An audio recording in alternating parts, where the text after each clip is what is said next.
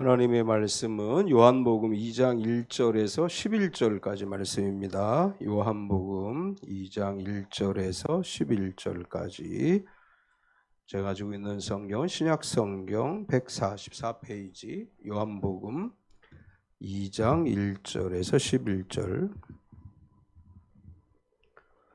우리 찾으셨으면 천천히 한 목소리 합독하겠습니다. 사흘째 되던 날 갈릴리 가나에 혼례가 있어 예수의 어머니도 거기 계시고 예수와 그 제자들도 혼례의 청함을 받았더니 포도주가 떨어진지라. 예수의 어머니가 예수에게 이르되 저들에게 포도주가 없다 하니 예수께서 이르시되 여자여 나와 무슨 상관이 있나이까? 내 때가 아직 이르지 아니하였나이다. 그의 어머니가 하인들에게 이르되 너희에게 무슨 말씀을 하시든지 그대로 하라 하니라.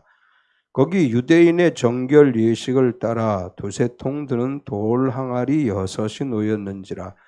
예수께서 그들에게 이르시되 항아리에 물을 채우라 하신즉 아기까지 채우니 이제는 떠서 연회장에게 갖다 주라 하심에 갖다 주었더니 연회장은 물로 포도주를 맛보고 또 어디서 났는지 알지 못하되 물도온 하인들은 알더라.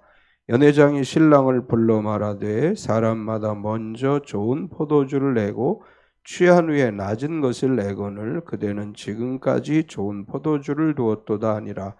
예수께서 이 첫 표적을 갈릴리 가나에서 행하여 그의 영광을 나타내심에 제자들이 그를 믿으니라.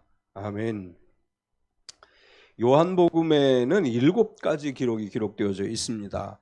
첫 번째는 오늘 물로 포도주를 만드심에 대해서 2장에 기록하고 있고, 두 번째는 왕의 신하의 아들을 고치신 이야기가 4장에 기록되어져 있고, 세 번째는 38년 된 병자를 고치신 이야기가 5장에, 그리고 6장에는 5,000명을 먹이신 오병이어의 이야기, 다섯 번째 6장에서는 또 무리를 거르신 이야기, 여섯 번째 9장에서 맹인을 고치신 이야기, 일곱 번째 11장에서 나사로를 살리신 이야기, 이렇게 7가지의 기적을 기록하고 있습니다.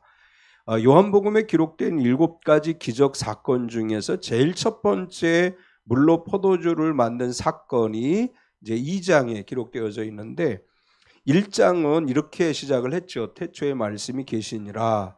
그 말씀이 하나님이시고 예수님이시고 천지를 창조하셨다. 그런데 그분은 생명의 빛으로 세상에 오셨고 침례 요한이 예수님을 증거했고 예수님께서 요한에게 침례를 받으시고 제자들을 부르셔서 공생애를 시작하신 이야기가 1장에 기록되어졌습니다. 공관복음에 보면 마태, 마가, 누가복음에 보면 공통적으로 예수님이 요한에게 침례를 받으신 다음에 광야로 가서 40일간 금식하고 마귀에게 시험을 받으셨다. 이 이야기를 기록합니다. 그런데 요한복음에는 그 이야기가 기록되지 않았습니다. 요한은 공관복음에 기록되어진 예수님의 40일 광야 금식 이야기는 기록하지 않고 공생애를 시작하시고 곧바로 가나의 혼인잔치에서 기적을 행하셨다. 물로 포도주를 만드셨다. 이 이야기를 기록을 합니다. 그 왜 요한 사도는 가나 혼인잔치에서 물로 포도주를 만드신 사건을 가장 먼저 기록을 했을까? 예수님의 공생의 이야기에서, 공생애를 시작하신 이야기에서 기록할 것이 많이 있음에도 불구하고 요한 사도께서 가나의 혼인잔치 이야기를 제일 먼저 기록한 것은 이 가나 혼인잔치에서 물로 포도주를 만든 사건 속에서 우리가 주님께 받을 은혜를 잘 묘사했기 때문이다. 그렇게 볼 수 있습니다. 가나 혼인잔치에서 물로 포도주를 만든 사건은 예수님을 믿는 성도들이 이 땅에서 누리게 될 은총의 표본이다. 이렇게 아마 생각한 것 같아요. 그래서 가장 먼저 이 사건을 기록하게 되는데, 이제 가나 혼인잔치에서 물로 포도주를 만든 사건 속에서 우리가 발견할 수 있는 것은 첫 번째로 문제가 생겼죠. 가나 혼인잔치에 물로 포도주를 만든 사건을 통해서 우리에게 말씀하시려는 것은 우리가 살다가 보면 생각하지 못한 문제들이 발생하게 되는데 우리에게 이런 문제가 발생할 때 어떻게 해야 될지 알게 하신 것이다. 혼인잔치에서 발생한 문제가 어떤 것이죠? 많은 사람이 혼인잔치에 초대를 받게 돼요. 1절과 2절을 보면 사흘째 되던 날 갈릴리 가나에 혼례가 있어 예수의 어머니도 거기 계시고 예수와 그 제자들도 혼례의 청함을 받았더니, 여기 사흘째 되던 날 그렇게 기록했는데, 이 사흘째 되던 날이라고 하는 것은 1장에서 나다나엘이 예수님의 제자가 된 날로부터 두 밤이 경과한 후라고 하는 뜻입니다. 요한 사도께서는 예수님의 공생의 시작이 이제 요한에게 침례를 받으시고 그 한 주간 동안에 이제 이루어진 일들을 기록한 것이고, 특별히 이 가나 혼인 잔치의 이야기는 예수님께서 침례를 받으신 그 6일째에 해당하는 이제 그런 날이다, 이렇게 설명을 합니다. 예수님께서 행하신 이 가나 혼인 잔치 사건이 첫 번째 표적이고 가장 중요한 의미를 가지고 있는데, 여기 보면 가나 혼인 잔치에는 많은 사람이 초대가 됐습니다. 예수님의 어머니도 초대가 됐고 예수님도 초대가 됐고 예수님뿐만 아니라 제자들도 청함을 받았습니다. 이것은 뭘 얘기하느냐 하면, 이 혼인 잔치집 혼주가 예수님의 가족하고도 친분이 있는 집이고 제자들하고도 친분이 있는 집이었다라는 것을 알 수 있습니다. 이제 일반적으로 유대인들의 혼례식은 저녁에 해가 지고 나면 시작을 한다 그래요. 그래서 이 무더위를 피해서 해가 지고 나면 이제 잔치를 시작하는데, 많은 사람들이 모여서 축하를 하고 먹고 마시고 즐거운 시간을 지내는 상황입니다. 우리나라 옛날 혼례식도 제 기억에, 제가 어릴 때 우리 동네 혼인잔치가 있으면 아침부터 저녁까지 국수, 하루 종일 가서 국수 먹고 뭐 이렇게 잔치를 즐겼던 생각이 나요. 요새 이제 결혼식이 자주 있습니다. 어제도 결혼식 갔다 왔는데 요즘 결혼식하고 옛날 결혼식은 다르죠. 옛날엔 정말 재미있는 결혼식을 했어요. 이제 유대인들도 결혼식을 하는데 저녁 때 시작을 하는데 보통 일주일 정도 결혼식 잔치를 했다고 그래요. 이제 사람들을 많이 초대했는데 이제 문제가 발생하죠. 포도주가 떨어졌어요. 3절을 보면 포도주가 떨어진지라 예수의 어머니가 예수에게 이르되 저들에게 포도주가 없다 하니, 전통적으로 유대인의 혼례가 일주일 정도 지속된다고 볼 때 일주일 저녁 때마다 모여서 이제 막 먹고 마시고 즐기는 거예요. 작은 마을 가나안은 사실 작은 마을이고 작은 마을에서 혼인 잔치는 마을의 축제죠. 기억나죠? 마을 사람들이 다 모여서 축제를 열어요. 뿐만 아니라 여기저기 축하객들이 많이 모이게 되고, 그러다 보니까 사람들이 많이 모여서 먹고 마시다 보면 이제 물건이 떨어지기 시작하죠. 먹을 것도 부족하고 포도주도 부족하게 되고, 아마도 이 시점은 잔치의 막바지에 이른 시점인 것 같아요. 혼인잔치에서 필수품인 포도주가 부족하게 됨으로 인해서 잔치 분위기가 깨트려질 수 있고, 또 혼주에게 있어서 포도주가 떨어졌다는 것은 수치라고 생각하는 그런 상황입니다. 행복한 혼인잔치, 즐거운 잔치에 포도주가 부족함으로 인해서 갑자기 경직된 상황이 발생하게 됩니다. 그 결혼식에 예상보다 많은 인원들이 오게 되면, 요즘도 그래요. 요즘도 이렇게 식당에 예약을 하잖아요. 뭐 우리는 한 100명 올 겁니다. 예약을 했는데 갑자기 한 200명이 와요. 그럼 이제 음식이 부족하잖아요. 그럼 이제 자리도 모자라고 음식도 모자라고 이런 예상하지 못했던 일이 발생을 합니다. 마찬가지로 우리가 살아가면서도 그러죠. 계획한 대로 모든 일이 다 잘 되면 좋은데 생각하지 않은 문제가 생겨요. 그런 적 많죠? 뭐 하다 보면 이거 어떻게 갑자기 생각하지 않았던 문제가 발생을 하는데, 그 문제는 뭐냐면 해결 방법이 없다는 게 문제예요. 포도주는 최소한 얼마를 기다려야 돼요? 최소한 100일을 기다려야 돼요. 그런데 포도주가 떨어졌어요. 그러니까 밤중이에요. 이 포도주를 구할 수도 없어요. 이제 문제가 생기는 건 해결할 수만 있으면 다행인데, 이 포도주가 떨어졌다는 것은 해결할 방법이 없다는 거예요. 우리가 살다가 보면 이런 이런 상황들에 직면할 때가 있죠. 문제가 왔어요. 근데 아무리 생각해도 해결할 방법이 없어요. 이것을 우린 진퇴양난이다 이렇게 표현을 하죠. 이런 상황에 직면했을 때 어떻게 해야 되느냐, 이제 그것에 관해서 말씀을 해주시는 거예요. 살아가면서 우리가 생각하지 않은 문제를 만나게 되고 그 문제를 해결할 방법이 전혀 보이지 않을 때 오늘 요한 사도께서는 이 문제를 해결하는 방법을 우리에게 가르쳐 주는데, 두 번째 문제 해결 방법에 대해서 이제 이야기를 합니다. 혼인잔치집에 포도주가 떨어지는 상황이 되었을 때 이 문제를 어떻게 해결하는지를 보여주고, 이 시대를 살아가는 그리스도인들에게 너희도 문제가 생기거든, 해결 불가능한 문제가 생기거든 이렇게 하라라고 말씀하시는 것인데, 문제를 해결하기 위해서 어떻게 해야 되죠?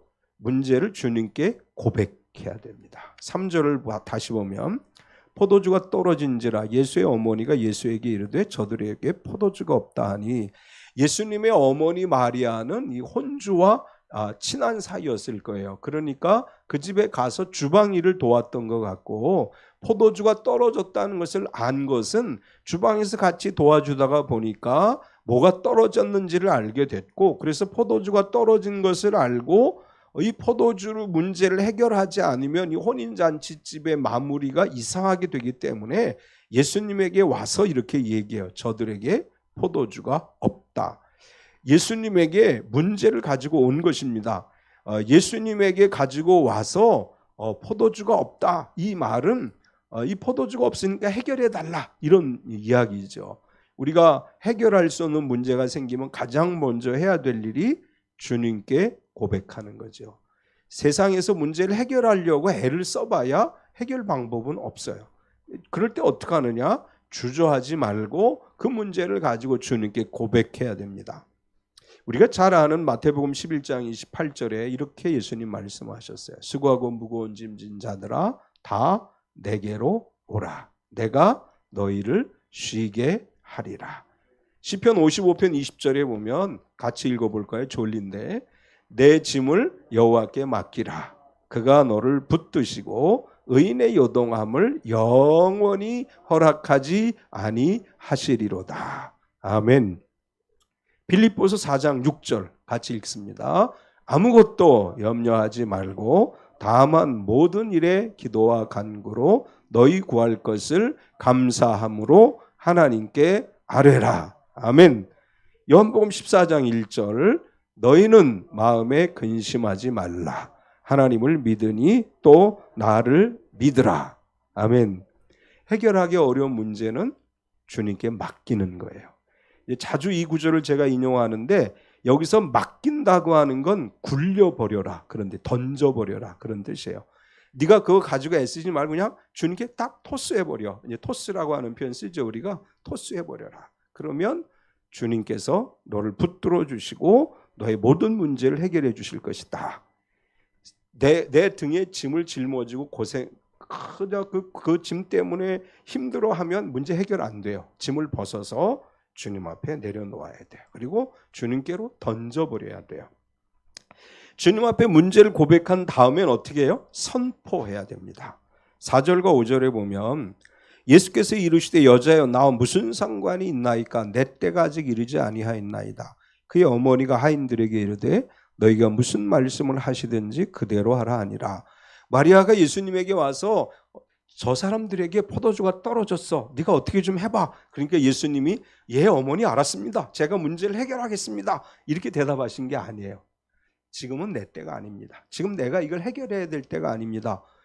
그러면 마리아가 그래? 그럼 어떡하지? 그리고 간 게 아니라 하인들에게 가서 얘기해. 야, 우리 아들 예수가 너에게 무슨 말을 하든지 그 말하는 것을 그대로 해라 이렇게 부탁을 해요. 이건 무슨 얘기냐 하면 예수님이 어머니 지금 내가 나설 때가 아니에요, 내가 이 문제를 해결할 때가 아니에요 이렇게 얘기했음에도 불구하고 마리아는 예수님이 이 문제를 해결할 것이라는 것을 믿은 거예요. 그래서 하인들에게 가서 이야기해요. 예수가 뭐라고 얘기하든지 너희는 그대로 하라.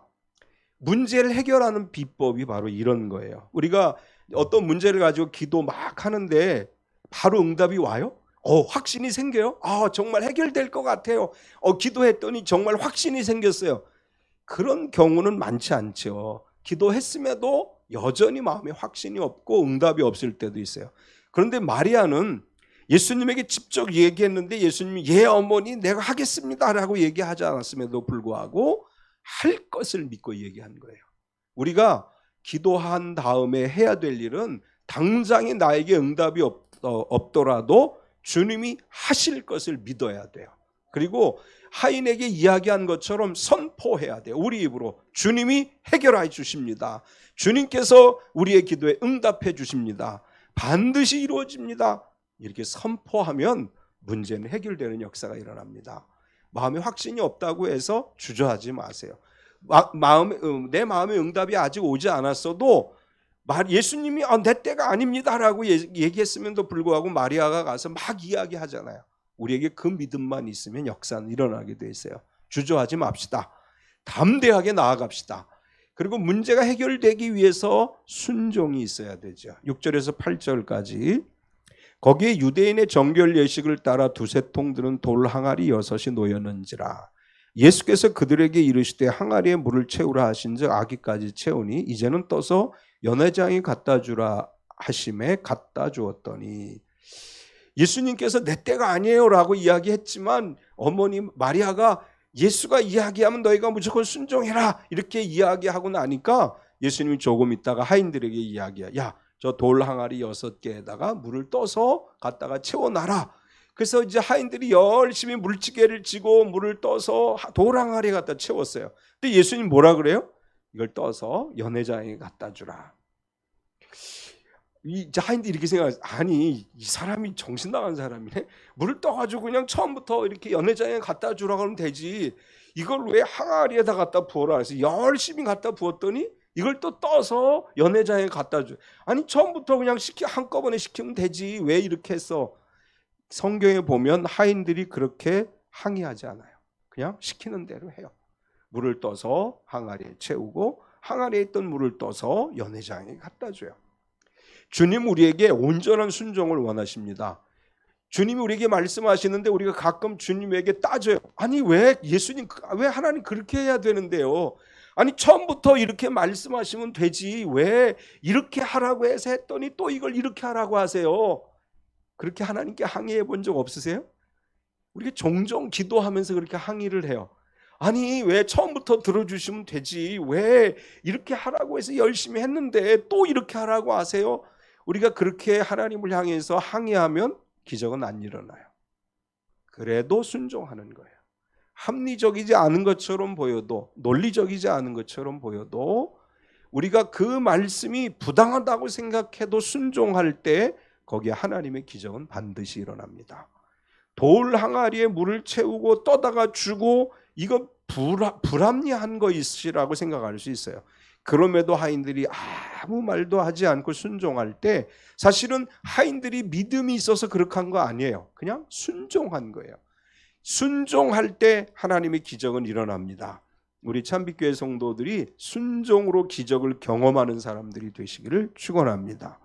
세 번째는 하나님이 주신 은혜, 문제 해결, 제가 그렇게 써놨는데 가나 혼인잔치에서 물로 포도주를 만든 사건을 통해서 하나님이 우리의 문제를 해결해 주시는데 이 문제가 해결되어짐으로 우리가 누리게 되는 은혜를 이야기하시는 거예요.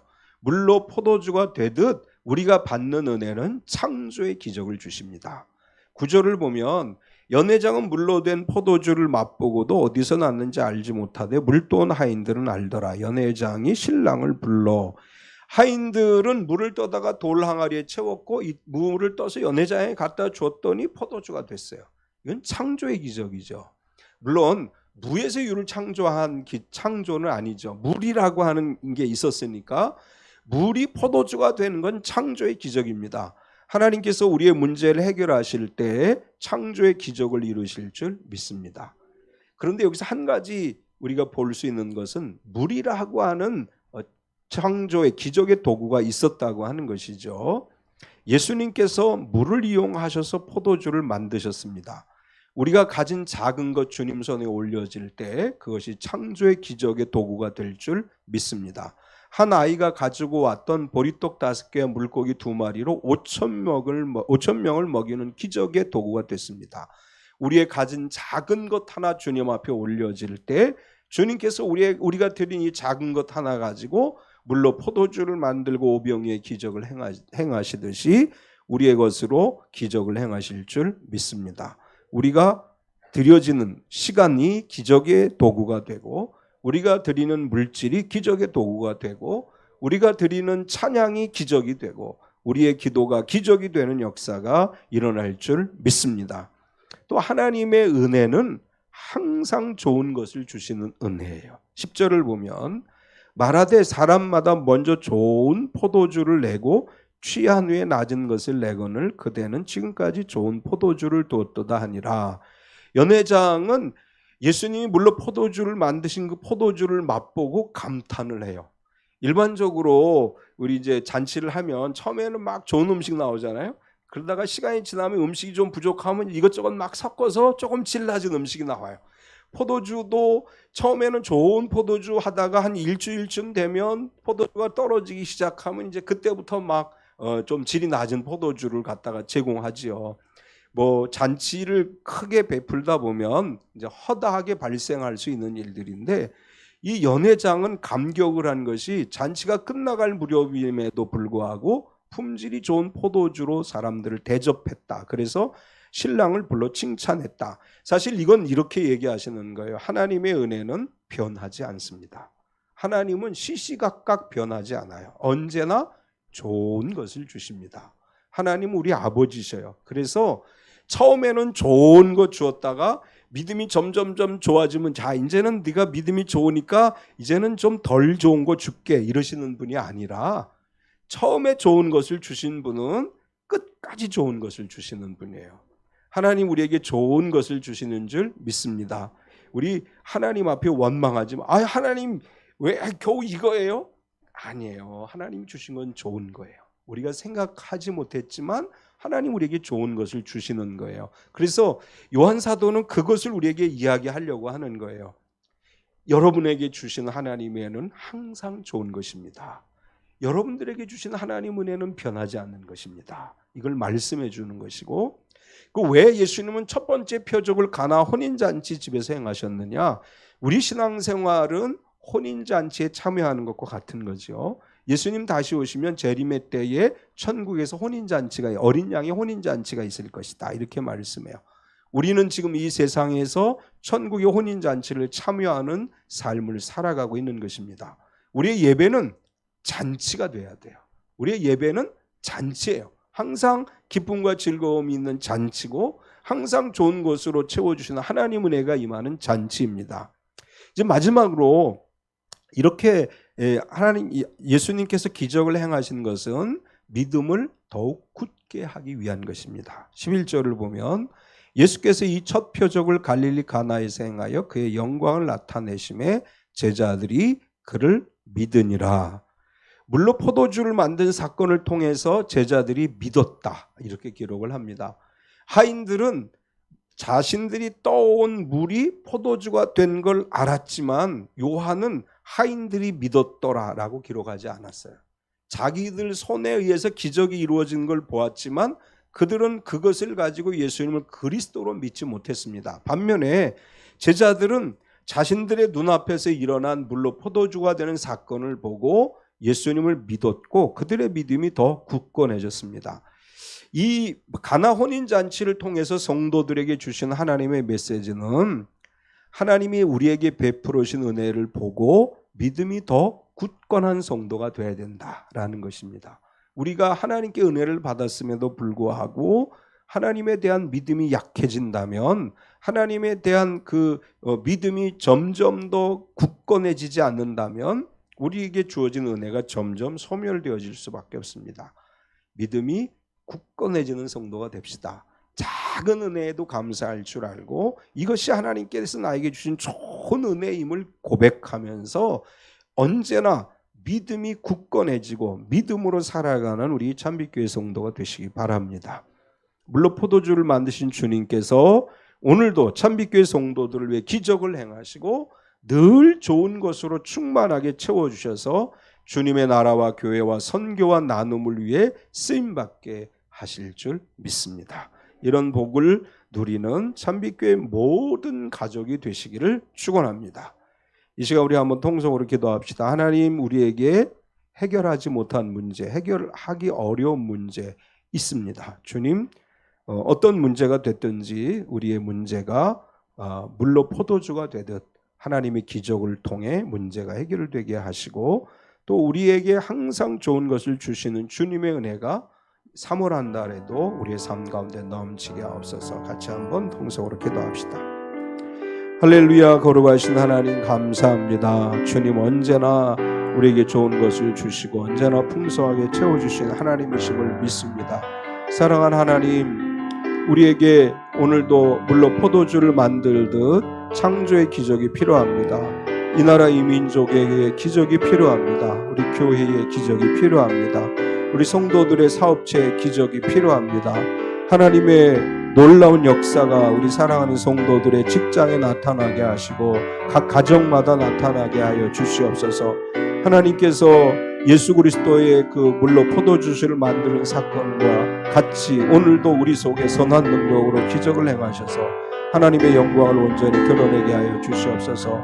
할렐루야. 성령님 오시옵소서. 우리가 늘 성령 충만한 가운데 하나님의 은혜를 누리게 하여 주시고 성령의 기름 부으심이 있는 삶을 살아가게 하여 주시옵소서. 우리 연약하고 부족합니다. 우리 안에 하나님의 은혜가 필요합니다. 하나님의 돕는 은혜와 능력이 우리 가운데 필요합니다. 하나님, 우리를 도와주시고 우리 가운데 역사해 주시옵소서. 우리 가운데 친히 찾아오시옵소서. 우리가 날마다 주의 은혜로 충만케 하여 주시고 날마다 주님 바라보고 의지함으로 살아가는 삶이 되게 하여 주시옵소서. 우리의 3월이 행복한 3월이 되게 하여 주시옵소서. 우리에게 주어진 모든 날들이 하나님 은혜로 날마다 채워지는 날들이 되게 하여 주시고 하나님께서 함께 하심으로 감사와 기쁨이 넘치는 복된 날들이 되게 하여 주시옵소서. 주님만 바라봅니다. 주님만 의지합니다. 우리가 늘 주님 안에서만 살아가게 하여 주시고 오직 주님의 뜻과 섭리 안에서 승리하는 믿음의 삶을 살아가게 하여 주시옵소서. 사랑하는 하나님, 우리 참빛교회 모든 성도들을 지켜주시고 참빛교회 모든 가족을 지켜주시옵소서. 주님만이 왕이십니다. 주님만이 하나님이십니다. 주님 역사하여 주시옵소서. 혼인잔치에 포도주가 떨어지듯 우리 가운데 때로는 해결할 수 없는 어려운 문제를 겪을 때가 있습니다. 하나님, 물로 포도주를 만들듯이 우리 참빛교회 성도들의 삶에 기적이 일어나게 하여 주시옵소서. 아무것도 보이지 않고 어떻게 해야 될지 알 수 없을 때가 있습니다. 마리아와 같이 문제를 가지고 주님께 나오게 하시고 아무것도 보이지 않지만 주님이 하실 것을 믿고 선포하게 하시고 순종함으로 기적을 경험하게 하여 주시옵소서. 우리의 작은 것이 주님 손에 올리워진 도구가 되기를 원합니다. 우리가 드려진 물이 포도주가 되게 하시고 우리가 드린 오병이어가 기적의 도구가 되게 하시고 우리의 시간이 창조의 시간이 되게 하여 주시고 우리의 찬송과 기도가 축복의 시간이 되게 하여 주시옵소서. 사랑하는 하나님, 우리에게 힘을 주셔서 이 시대 가운데 하나님이 주신 은혜로 살아가는 참빛교회 모든 가족이 되게 하여 주시옵소서. 예수님의 이름으로 기도드리옵나이다. 아멘.